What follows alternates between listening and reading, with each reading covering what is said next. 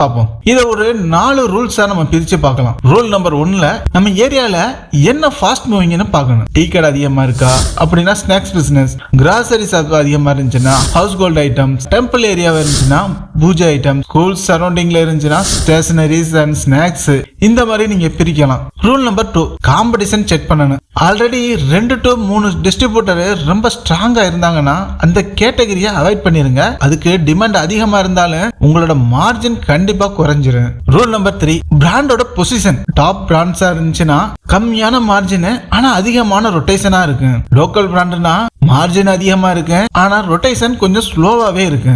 Rule number 4, self life. Fast moving plus long self life இருந்தாதான் உங்களோட risk ரொம்ப கம்மியா இருக்கு. பிராண்டுகளோட ரெக்யர்மெண்ட் ஈஸியா எப்படி தெரிஞ்சுக்கிறதுனா டைரக்டா ஆபீஸ் வெப்சைட்ல டிஸ்ட்ரிபியூட்டர் என்கொயரி இருக்கு. டீலர்ஸ் மீட்ல லீடு வந்து சேரும். சேல்ஸ்மேன்கள் டைரக்டா ரெஃபரன்ஸ் தருவாங்க. ரீட்டைல் ஷாப்ல போய் எந்த பிராண்டாச்சும் சமீபத்துல டிஸ்ட்ரிபியூட்டர் மாத்துறாங்களான்னு விசாரிக்கலாம். ஸ்டெப் 4, பேச்சுவார்த்தையில முடிவெடுக்கிறது. பேச்சுவார்த்தைங்கிறது டிஸ்ட்ரிபியூஷன்ல கேம் சேஞ்சுன்னு சொல்லலாம். இதுல என்னென்ன பாயிண்ட் இருக்குன்னு பார்க்கலாம். உங்களோட மார்ஜின் பெர்சன்டேஜ், பேமெண்ட் நீங்க எந்த மாதிரி கொடுக்க போறீங்க, பேமெண்ட் சைக்கிள், நீங்க எவ்வளவு மந்த்லி சேல் பண்ணணும், டார்கெட் வால்யூம், ஏரியாவோட எக்ஸ்க்ளூசிவிட்டி, உங்களோட இன்டர்னல் ப்ரொமோஷனல் சப்போர்ட், முக்கியமா return policy, expiry handling and delivery flexibility. பேச்சுவார்த்தையில கான்பிடன்ஸா காட்டணும் ஆனா ஓவர் ப்ராமிஸ் பண்ணிடாதீங்க. ஸ்லோவா ஸ்டார்ட் பண்ணி கிளியர் growth ஸ்ட்ரக்சரை உருவாக்குங்க.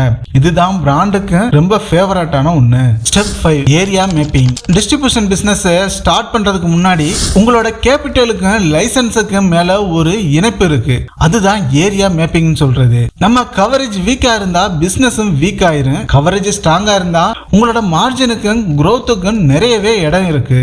ஏரியா மேப்பிங்னா என்ன? சிம்பிளா சொன்னா நீங்க சப்ளை பண்ண போற எல்லா ஷாப்புகளையும் ஒரே ரூட்டா அரேஞ்ச் பண்றதுதான். எக்ஸாம்பிளுக்கு நீங்க வாரத்துக்கு 5 நாள் சப்ளை பண்றீங்கன்னு வச்சுக்கிறோம். ஒரு 5 ரூட்டா நம்ம பிரிச்சுக்கலாம். Route 1 main road, route 2 school side, root